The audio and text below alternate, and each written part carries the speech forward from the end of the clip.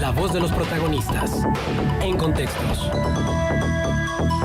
Parientes políticos es el tema que nos comparte esta mañana Fernando Todd en el contexto de las empresas familiares. Fernando, muy buenos días. ¿Qué tal? Buenos días. Sí, hoy vamos a hablar de un tema que siempre puede causar un poco de estupor, que es la participación de la familia política en la empresa familiar.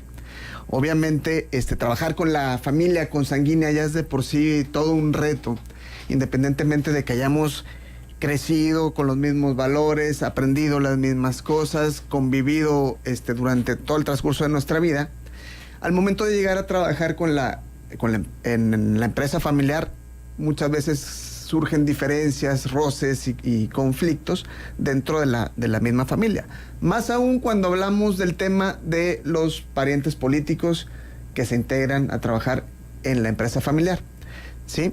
Lo normal es que de entrada exista un cierto recelo entre el resto de la familia al momento de que ingrese un nuevo miembro a sobre todo con aquellos que no se relacionan, digamos, sentimentalmente con la persona, ¿no?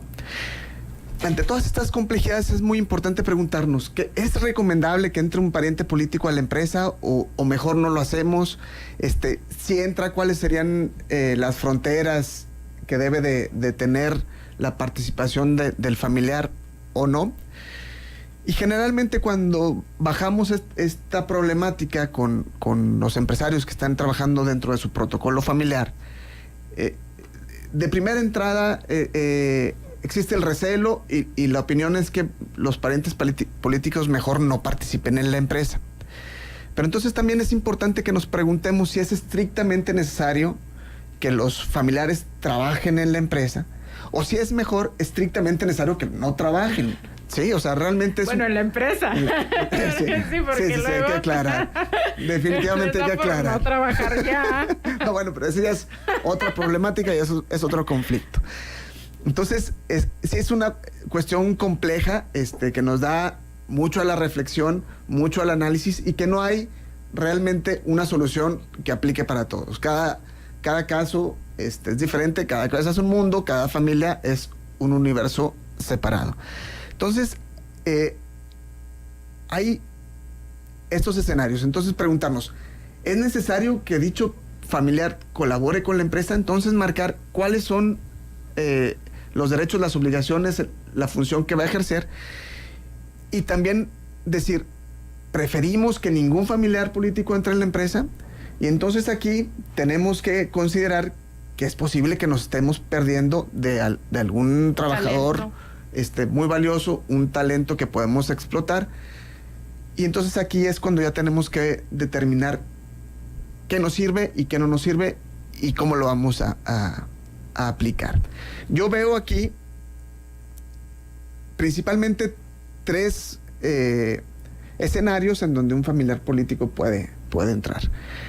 Primero es como consejero. Y no me refiero únicamente al sillón de consejero en el consejo de administración de la empresa, sino simplemente el hecho de dar consejos día a día del curso de los negocios. O sea, el suegro que le dice al yerno, oye, deberías invertir aquí, deberías hacer esto, deberías crecer tu negocio de este lado, o el yerno que le dice a la hija, fíjate que la empresa de tu papá debería hacer esto, debería hacer lo otro. O sea, es muy importante tener cuidado y buscar la profesionalización de los consejos, porque un consejo no pedido nunca cae en gracia. O sea, si tú de mutuo propio te pones a aconsejar a las demás personas sin que te estén ni siquiera pidiendo el consejo, pues, o creas conflictos por si sí funcionaba tu consejo o por si no funcionaba tu consejo, ¿sí? Puedes meter en problemas, y no es necesariamente lo más recomendable. No hay que dar opiniones no pedidas porque esto puede tensar la relación familiar sin ningún beneficio para el negocio, ¿sí? La otra cuestión, como un pariente político puede entrar a trabajar a la empresa, es como inversionista. Entonces aquí es muy importante que podamos determinar si el inversionista entra como préstamo con el dinero que está aportando o si está adquiriendo capital. Y hay que entonces analizar cada uno de los casos y tener muy claro y por escrito, hay una frase en latín que dice verba volant, scripta manent, o sea, lo platicado, las letras, las palabras se las lleva el viento y únicamente permanece lo escrito. Entonces, si se va a prestar dinero para un negocio, a ver, vamos a sentarnos, ¿cómo te lo voy a pagar? Primero, ¿qué interés me vas a cobrar? Porque también es muy importante el interés. O también es válido hacer una donación, en su caso. ¿Sabes qué? El padre de familia que le quiere donar a su hija un capital semilla para que ella inicie un negocio, también es muy válido, pero también todo eso hay que acordarlo. Hay que ponerlo en blanco y negro para evitar conflictos a posteriori.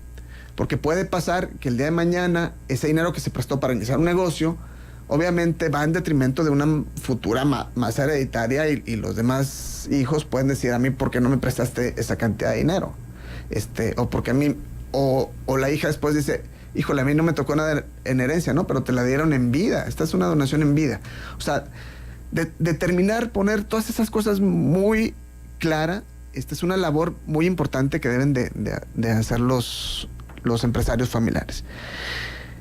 Y si están adquiriendo capital de un negocio en marcha, ¿sí?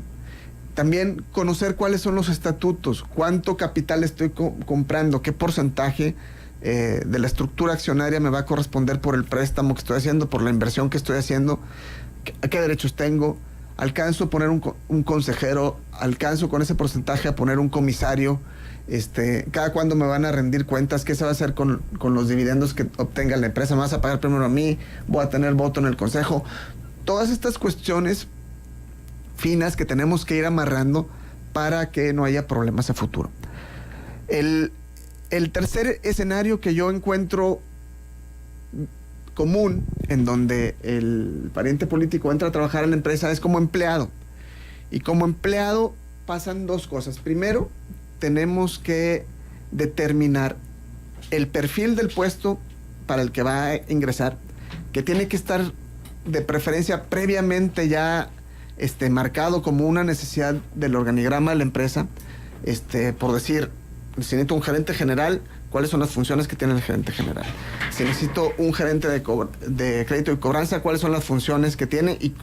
Y cuáles son también, muy importante, las características que debe de tener la persona idónea para este perfil, ¿sí? Eso es muy importante, porque no vamos a acomodar parientes políticos con calzador porque necesitan un trabajo y porque pobre de mi yerno que no tiene trabajo y tiene que mantener a mi hija. Entonces yo aquí lo meto al departamento de operaciones de la empresa, aunque él haya estudiado diseño gráfico. O sea, no cabe. De entrada no cabe en ese puesto. Entonces, si un familiar quiere entrar a trabajar en la empresa, primero debe de cubrir con el perfil de la descripción de puesto. Debe haber una necesidad real de la empresa y se le tiene que ofrecer, muy importante, un sueldo según mercado, ¿sí? Según las condiciones que están en el mercado. Si yo tengo un puesto de auxiliar contable y aquí cabe el pariente político, no lo voy a meter a ganar lo que gana un director porque pues es mi yerno, ¿sí? O porque es mi nuera, porque eso va en detrimento del patrimonio familiar directamente. Pero ¿cómo se establecen los sueldos? Los sueldos se establecen según las condiciones de mercado. O sea, tú puedes decir, por ejemplo, un gerente administrativo de una empresa de este nivel, pyme o industria, o dependiendo del giro que tengas, obviamente hay sueldos ya tabulados, ¿no? Uh-huh. O sea, es lo que buscas tú como recursos humanos generalmente. Pero entonces, si por ejemplo tú director de la empresa, tú quieres darle a tus, que son tus hijos los que están ahí, o tus hijas, o tus yernos, tú quieres darles algo más, porque saben que con lo que el sueldo la empresa significa, no van a completar. Entonces tú deberías de darles aparte, a lo mejor, un apoyo y no integrarlo al sueldo. Definitivamente. Ya. Definitivamente. Haz de cuenta que si yo soy el papá, el fundador, y mi hija se casó con un muy buen chavo, pero que el chavo estudió chef y no encontró trabajo. Estoy diciendo carreras por decir, ¿no? Una carrera que no aplique en esta industria que es del ramo metal mecánico. Entonces le digo a mi yerno, ¿sabes qué? Pues voy a abrir un comedor para los empleados. Tú vas a trabajar en el comedor y el encargado del comedor tiene un sueldo de 10,000 pesos mensuales, ¿sí? Pero yo de mi dinero, de lo que yo gano como director de la empresa, o de los dividendos que tengo, o de mis ahorros, mensualmente te voy a dar otros 10,000 pesos mensuales para que ya tengas 20,000 pesos, pero no sale ese dinero del flujo de la empresa. Porque entonces lo que pasa es que afecta directamente a la empresa, que es el generador de riquezas de toda la familia. ¿Qué tan común es que las familias mexicanas entiendan la importancia de tener mecanismos de control en el manejo de sus empresas? Porque todo lo que comentas se me vienen a mi mente un montón de ejemplos familiares de acomodos, de yo le doy chambita a no te preocupes, o hija, sí, cásate, pero total no les va a faltar nada, y entonces en mi empresa va a trabajar, ¿no? Y así se van construyendo las relaciones que de repente dices, bueno, ¿cómo esta empresa ha podido salir adelante con tanto? Pues sí, también se da el compadrazgo Claro. porque es parte de nuestra, pues sí, cultura, ¿no? Claro. Hace poquito me topé en la televisión así cambiándole una escena de la película esta muy famosa de Nosotros los Nobles, de Javi Noble. Claro. Donde me tocó esta escena donde la hija va con su novio y le dice al papá, pues papá, nos vamos a casar. Y le dice el papá, pero ¿tú qué haces? Tú no haces nada, no, pero pues ya el fideicomiso de mi mamá ya se va a abrir. No, espérame, o sea, son cosas totalmente diferentes. No el ingreso de un familiar político le abre la puerta por sí al patrimonio y a un puesto en la empresa. Lamentablemente pasa muchísimo en las empresas mexicanas. Hay poca previsión. Si el mexicano de por sí es poco previsor para las cuestiones del día a día, para estas cuestiones que vemos tan lejanas es sumamente complicado. Realmente el mexicano, así de hablada, somos muy machos y decimos, no le tenemos miedo a la muerte y nos reímos de ella y jajaja. Pero la realidad nos indica que no nos gusta hablar de sucesiones y no nos gusta hablar de testamentos. Y si yo me pongo a platicar con mi esposa y le digo, fíjate que el día que yo me muera hay que saber, espérate, no, ya no me hables de esto. No, Fernando, ¿por qué me estás hablando de cuando tú te mueras? Ese tema no me gusta hablar. Entonces cortamos, perdón, ya sé que en la casa me van a regañar. Por estar ventilando todo el... Pero no nos gusta platicar de estas cuestiones.